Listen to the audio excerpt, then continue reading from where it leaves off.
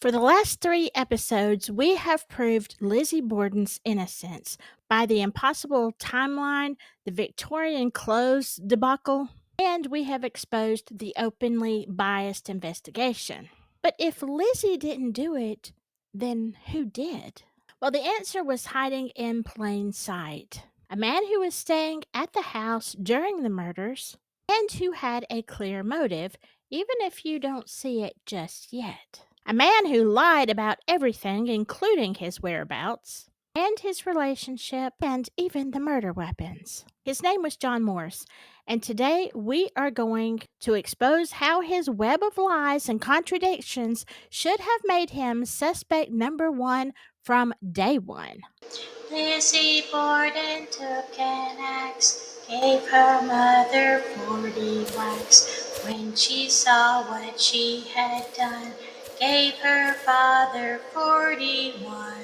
Well, hello, my silky friends. If you are new here, I am Silky. This is Silky Southern Tea, and I am going to guess if you're watching this, then you are fascinated with the Lizzie Borden case, as I have been for many years. Now, what if I told you that over the last couple of weeks, we have been dismantling the lies that have been told for 130 years?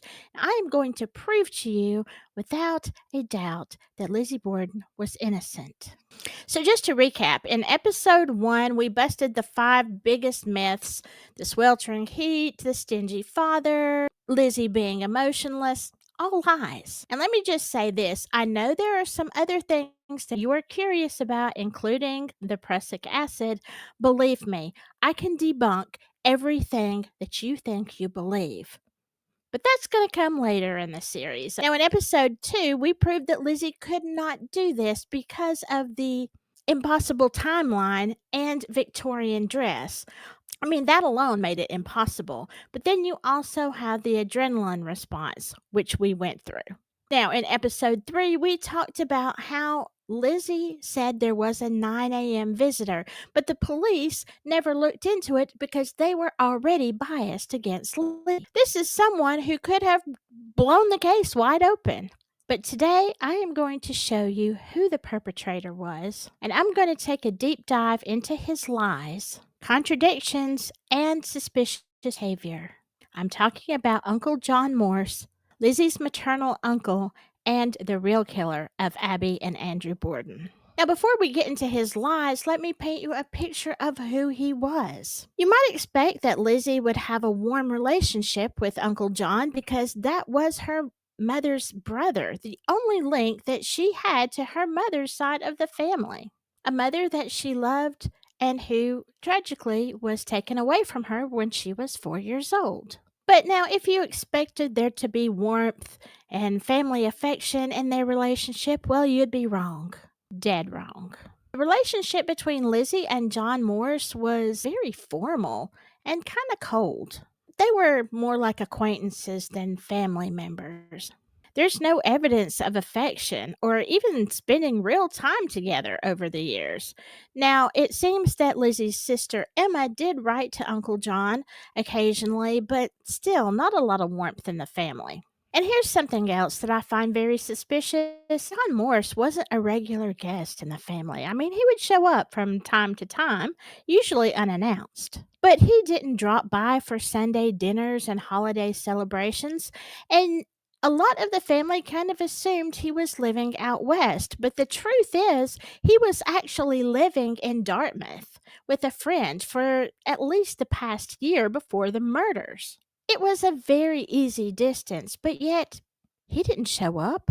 His appearances were very sporadic, and it really had to seem to coincide with business matters rather than family. So, why was he in Fall River on August 3rd and 4th of 1892? Right when the family was about to be torn apart by violence. That's a little suspicious. Well, it turns out that John Morse was somebody that was really hard to pin down. If you asked him where he lived, you'd get a vague out west. Ask him what he did for a living, you would receive some kind of evasive, answer like, cattle dealing. And if you tried to pinpoint his whereabouts, it was met with contradictions.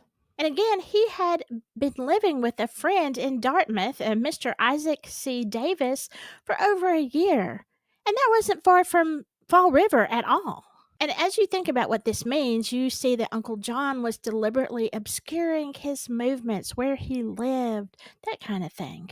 He gave his family the false impression that he was living out west when he was really living very closely. As a matter of fact, on the morning of the murders, he was visiting a niece that he hadn't seen in 6 or 7 years. Well, why not? There were some members of that family he hadn't met at all. So, what's up with that, Uncle John?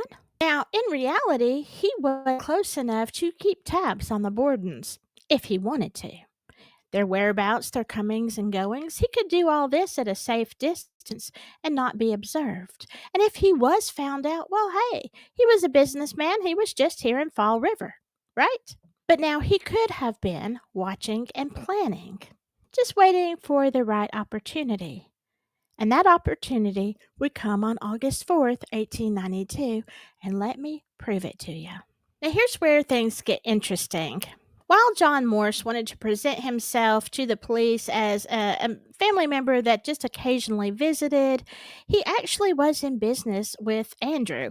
A lot of times they would deal in cattle. As a matter of fact, he had just brought some cattle up to Swansea, which was Andrew Borden's like summer farm, okay, summer home farm, and they had kind of had a dispute over a horse, okay? A horse that got injured. Now, Andrew wasn't one to lose money, even though he could afford to lose a horse. According to Rich Little's book, Cold Case to Case Closed, he goes into detail about that friction that happened the day before. But now, even the newspapers did say that John Morse had brought up some cattle and to Andrew's land at Swansea. So it was a very recent thing. Now, this wasn't a minor disagreement between relatives. It was serious business to those people who were penny pinchers and trying to make and keep a few bucks. The Herald News reported that Andrew was infuriated about issues related to their joint livestock. Now, that's not something I had ever heard before. So, you can kind of see the scene that was setting up. Two business partners, they were both known for their obsession with money and profit, and they were facing a significant financial loss because of what Andrew saw as Morse's incompetence or carelessness. Now, as we know, Andrew was notoriously tight fisted and very, very serious about his money. Now, it could have been the kind of confrontation that left some very bad feelings, maybe even thoughts of revenge. And you know it, the next morning, Andrew was gone. Now let's look a little bit deeper into John Morse. He had kind of a rootless existence. His movements were very difficult to track, and it gave him the kind of anonymity that would be invaluable if you were planning a crime. He had no wife to account to. He didn't have a permanent community who was watching his behavior. He didn't even have an established routine. He would just kind of come and go, appear and disappear as he pleased. Now, let me tell you how the newspapers describe John Morse. Quote, a tall man who looks like a farmer. He has a closely cropped beard and mustache, and his eyes are bloodshot or have prominent veins in them. What? That detail about his bloodshot eyes is very telling. While it could have been due to fatigue or emotion, it could also have been from the stress of committing a brutal, violent homicide. But now let's take a look at what the Fall River Globe said about Uncle John. It is also reported that some members of the family have developed symptoms of insanity in the past, and some at least are known to old residents of having always been considered a little queer. Which, by the way, means something totally different in 1892 than it does now. But still, that just goes to show you even the paper had their doubts about John Morse. But let's go on. Now, the first part is from police notes. John V. Morse stated to me that he left the Borden homestead on 2nd Street at about 8:50 a.m. and went to see a nephew and niece whom he had never seen before, so he said, who were stopping at Mr. Emery's at number 4 Wybosset Street. Mr. Morse said he went there and remained until 11:30. Now this is important, arriving there at about 9:30, leaving number 4 Wybosset at 11:30. Said he took a streetcar going directly back to the Borden home, arriving there about 11:50 when he found that Mr. and Mrs. Borden had been murdered.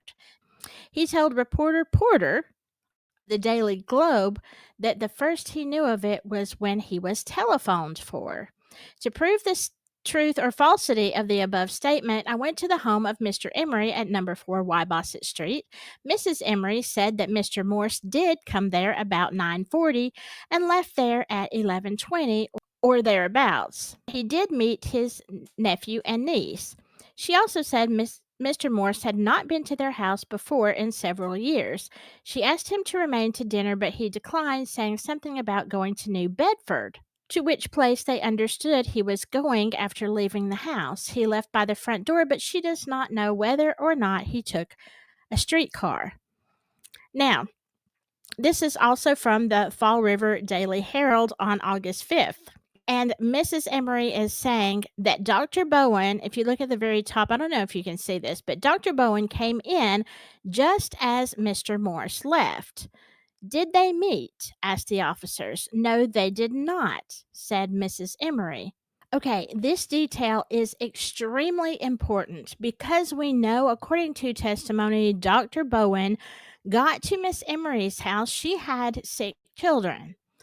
John Morse had come and he was visiting. Dr. Bowen happened to be going also to Mrs. Emery's to do a sick call. But it is important to note that Dr. Bowen arrived back at his house and consequently across the street from Lizzie's house at around 11:15, 11:20. So this proves absolutely by Mrs. Emery saying that Dr. Bowen and Mr. Morse weren't there at the same time, that completely destroys John Morse's alibi. And as you see here, I have created a little graph. Now, John Morse, again, leaving, he says, we know he left the Borden house before 9 o'clock, right? So somewhere around 9, a little bit before, he leaves, he goes to the post office, says he goes to Mrs. Emery's, which she says he did show up that morning. Now, if you look at this, the timeline of Dr. Bowen leaving after 10 to go to Mrs. Emery's and coming back by 11:15, 11:20, there is no way that they didn't cross. You see? Because Mr. Morse would have had to have been there for a significant amount of time. We're not talking about a 5-minute difference. If Dr. Bowen got there at 10:30 and John Morse says he didn't leave till 11:20, then we're talking about at least 30 minutes where they were there together. But Mrs. Emery said no, Dr. Bowen was coming in as John Morse was leaving. They didn't even cross. They didn't even see each other because Dr. Bowen, as you know, never said in his testimony that he happened to see John Morse over at Mrs. Emery's. So therefore, we know that John Morse had to leave Mrs. Emery's before 10:30, not 11:20. That is almost an hour of time that is not accounted for. You see, this is what the actual timeline looks like.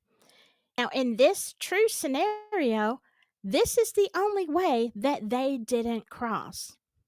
So, why would John Morse have to lie about his alibi? And I'm sure Mrs. Emery was thinking she was helping by saying he didn't leave until 11:20. But what she didn't realize is Dr. Bowen's timeline was going to contradict that. So, why wasn't this a huge burning red flag for the police? Well, we already know that they had bias against Lizzie, right? But this is just the beginning of discrepancies that we find in this case. Now, check out this report. And this is from Let me get my glasses. This is from Constable F.L. Edson. On Friday, August 26th, J.V. Morse testified that one axe and three hatchets were taken from the house, put in a light colored bag of coarse cereal, and carried away. This is false. So even the constable is saying that John Morse is lying about details on that day. So what's up with that? Now let me show you another little sus cake that we have cooking in here. This also comes from the police notes, and I found this very, very odd. Now, as you see here, the police notes say that Mr. Morse afterwards asked if I suspected, meaning the police, that the murderer could have been concealed in the house last night. I replied that I did not. Then I said that he might have been in the house but could not see how he could have been there without some of them seeing him. That is a little strange, but let's go on. He said it is very strange that this should be done in the daytime and right in the heart of the city. It put him in the mind of the Nathan murder, which was 20 or 25 years ago. In that case, they never found the murderer. Now, I just put that little tidbit in the back of my mind because I thought that is kind of weird, right? You have just witnessed your brother in law and his wife murdered, bludgeoned in the most hideous way, and you're talking to the police about a case from 25 years ago and how interesting it is that they got murdered in the daytime, just like the Nathan case, for which was never solved. So it made me think, John Morse, were you taking notes? Were you involved in that case? Or were you just taking notes on how to get away with murder? Now, especially in light of this next piece of evidence. Now, let me tell y'all, and I'm not even exaggerating here, okay? When I was going through the police notes and I saw this piece of evidence, I literally gasped. My dog and cat were right here and they were staring, like they jumped and they were staring at me because I went, and I could not believe I was reading. And it has been there in the notes for 130 years. But let me tell you, a man called Mr. Eddie actually solved this case if they would have just focused on the witness statements. Now, these are from the notes from George Seaver on August 11th, 1892. Early Thursday morning, August 11th, went to Luther's Corners in Swansea with Marshall Hilliard to the farm owned by the late Andrew J. Borden and had an interview with Frederick Eddy and Alfred C. Johnson, who have been employed on that place. Mr. Eddy for 16 years and Johnson for 9. Frederick Eddy made the following statement. John V. Morse came over to this house Wednesday evening, August 3rd, between 7 and 8 o'clock. He drove a horse and top buggy and said it was a stable team. He came in the house, brought in a rattan basket, took out 3 pears, and laid on the table, said he brought them over from the Borden house. He said Mr. Borden sent him over to see how I was and get the eggs. He said Mr. Borden was coming with him, but he, his wife, and Lizzie were taken sick last night and he couldn't come. He said he stopped to supper at Mr. Vinicum's, who lives a short distance from here. I said to him after he got his eggs, how about the oxen of Mr. Davis of South Dartmouth? So they talked a little business. All right. Now, if you'll drop on down, it says, since hearing of the murder, it has seemed to me a singular coincidence that he should have come over that night for the eggs. Speaking of John Morse. For had he not, I should have taken the train and gone to Mr. Borden's Thursday morning, arriving at the house about 11:15 or 11. I have seen axes and hatchets at Mr. Borden's. The large hatchet was comparatively new. When it was bought, it was brought over here and ground sharp. Okay, I'm going to stop here for just a second. Did you catch what he said? John Morse came over to the farm on Wednesday night. He said, oh, Andrew was going to come, but, the family was taken sick. Note, including Lizzie, All right, Lizzie was also sick. But notice how Mr. Eddie is trying to tell you something without pointing fingers, without just being the one, okay? Because he is a farmhand, all right? He doesn't want to make much waves, but he is trying to tell George Seaver what happened. He said, if John Morse had not come over here that night, what a coincidence, then I would have been there at the time of the murders, right?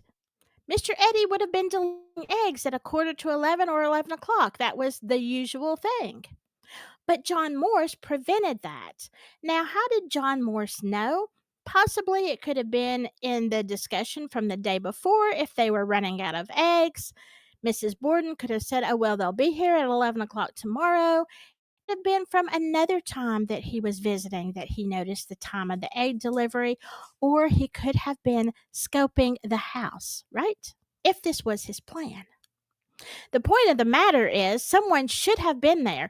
And had Mr. Eddie been there, he would have seen he would have been a witness to whoever killed Andrew, right?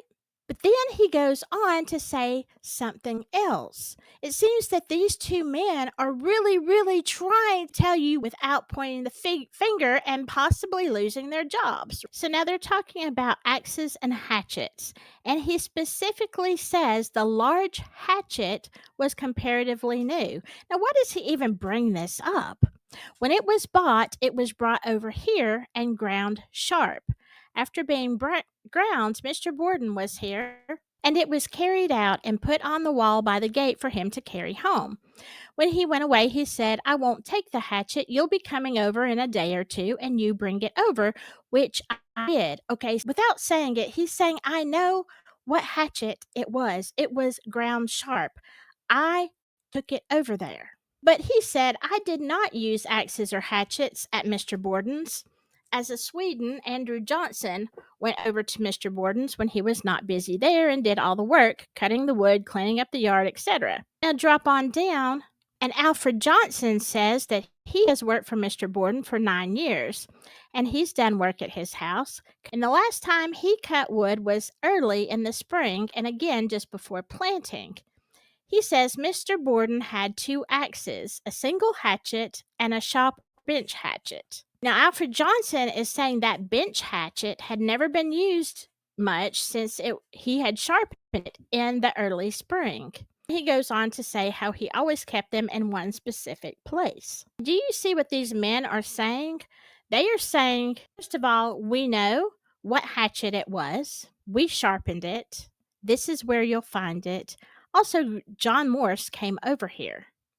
They are tying this whole thing together, telling them, because, the police were like, oh, is it a hatchet? Was it an axe? No. So, how did they know? Was it something that John Vinicum Morse did the night before or said that made these suspicious after the murders had taken place? Did they think Uncle John was just a little weird? Did he say something out of the way?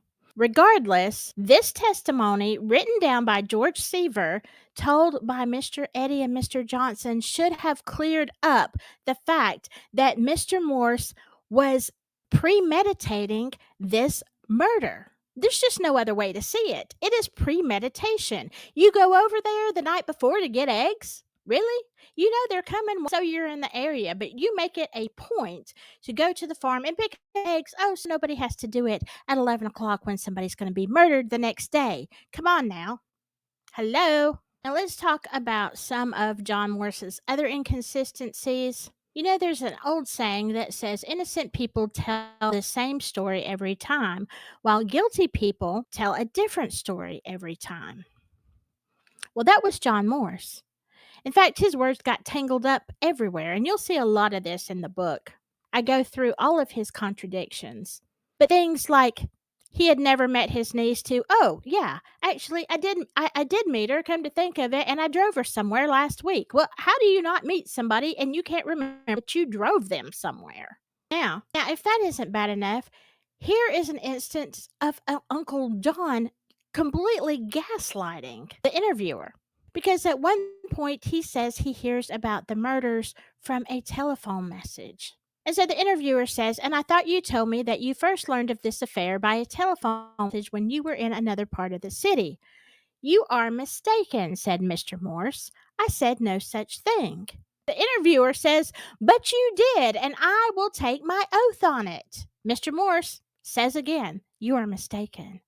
So what? Now you're going to gaslight the person who says, "Look, you told me this. Like, we've already established you told me this." And he's like, "Nope, nope, nope, never said it. You're mistaken." He was aggressively denying it. Now, there is one more thing that, if it wasn't so tragic, it would be laughable. It is Uncle John's response to the whole situation when he walks into the house and he hears about Andrew's murder. Now, instead of showing any shock or horror, John Morse gets downright theatrical, and he exclaims to everyone in the room, "My God! What kind of God have we got that would permit a deed like this to be done?" So, where they said Lizzie had no emotions, well, Uncle John was making up for everybody. Also, something else that I find very, very disturbing is after John does this big theatrical performance, he dashes right upstairs to see Abby's body, right in the room where he was sleeping the night before. So when some of the police officers came up there, they made in their notes, they said, "Well, there was John standing at the end of the bed." Now, let me ask you something. If your family member, sister in law, whatever, you've known her for a long time, whether you liked her or not, it doesn't matter. Would you run right up to the scene of the crime? Would you want to see something like that? Because that is a general no. Most people don't even want to see pictures. But yet, John Morse runs right up to the room, which leads me to wonder, were you checking it out? Did you want to make sure you didn't leave anything there? Is there some kind of evidence? Were you just kind of making sure everything was pristine? Or were you just that disturbed that you wanted to see Abby's dead body? To me, that is the killer returning to the scene of the crime. Okay, I have talked long enough about this. I have showed you all the inconsistencies, but you may be saying, "Okay, I can see where there is a lot of holes in his alibi and stuff, but actually, what motive would John Morse have for wanting to do away with Abby and Andrew?" Well, I am glad you asked, because I will give you more than one answer to that question in our next episode. And what do you think? Are you starting to see a pattern here? Because to me, this is the behavior of a calculating killer who planned this homicide and then tried to lie and connive his way out of it. And in my opinion, if the police had not already formed a biased investigation, they could have easily seen through John's lies, and they could have easily torn his alibi apart just by focusing on Dr. Bunn's testimony and when he actually arrived. Add to that George Seaver's statement that Mr. Eddy made about the premeditated, planned egg pickup the night before, and boom, you've got a whole case. Because let me tell you something, in spite of what you think, the police were for a hot second on John Morse's trail. I don't know why they stopped. My guess is they just wanted to pin it on Lizzie. But next time we'll talk about what the police actually did and why they did suspect John Morse, but for some reason the alibi just seemed airtight. When in actuality, that alibi was about as airtight as a fishnet. We are going to keep demanding real evidence. And remember that sometimes the most dangerous person in the room is the one that everyone overlooks.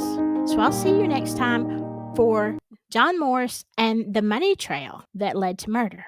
Stay safe out there, but whatever you do, just stay silky. Bye bye.